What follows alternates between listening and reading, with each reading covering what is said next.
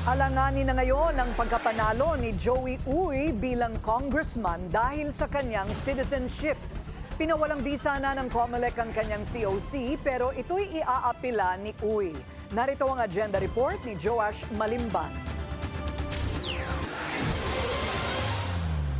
Posibleng muling umupo bilang kongresista ang isa sa mga pinakamaingay na pangalan ng 19th Congress na si outgoing Manila Representative Benny Abante.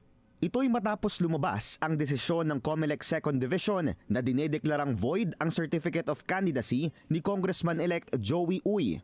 Matatandaang naghain si Abante ng petisyon laban kay Uy sa poll body mahigit 10 araw matapos ang May 12 midterm elections. Ayon sa COMELEC, nagsinungaling si Uy sa kanyang COC kung saan sinabi niyang isa siyang natural-born Filipino kahit na dumaan siya sa proseso ng naturalization mula sa pagiging isang Chinese citizen.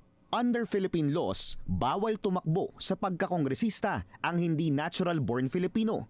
Dahil ang citizenship ay ang tawag natin dyan continuing qualification. At yun ang naging dahilan ng second division kung bakit inalam nila kung talaga bang Filipino citizen o hindi, yung naturang respondent. At sabi nila, base sa kanilang determination, hindi siya Filipino citizen and therefore dapat i-cancel ang kanyang certificate of candidacy.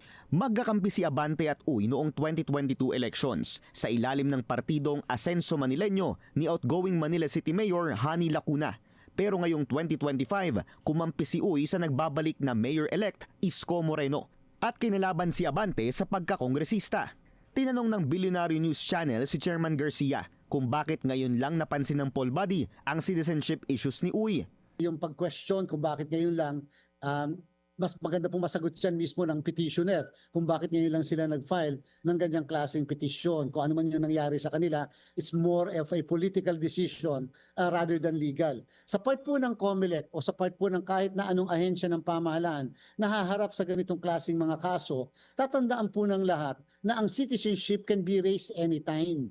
Paglilinaw din ni Garcia, hindi pa final and executory ang desisyon at maaari pang umapila ang kampo ni Uy. Ibig sabihin, siya pa rin ang upo bilang kongresista hanggang wala pang pinal na desisyon sa kaso.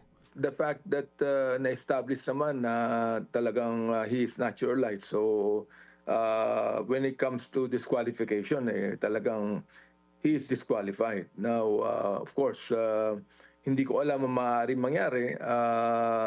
Hopefully that the NBank would be supporting the second division. Nasa higit 1,000 ang lamang ni Uy kay Abante sa nakaraang halalan. Isa si Abante sa co-chairman ng House Quadcom na siyang nanguna sa ilang high-profile investigation tulad ng sa drug war ni dating Pangulong Rodrigo Duterte. Isa rin siya sa mga kongresistang nanguna sa impeachment case ni Vice President Sara Duterte at ama ng kasalukuyang spokesperson ng Kamara na si Princess Abante. Para sa agenda, Joash Malimban, Billionaire News Channel.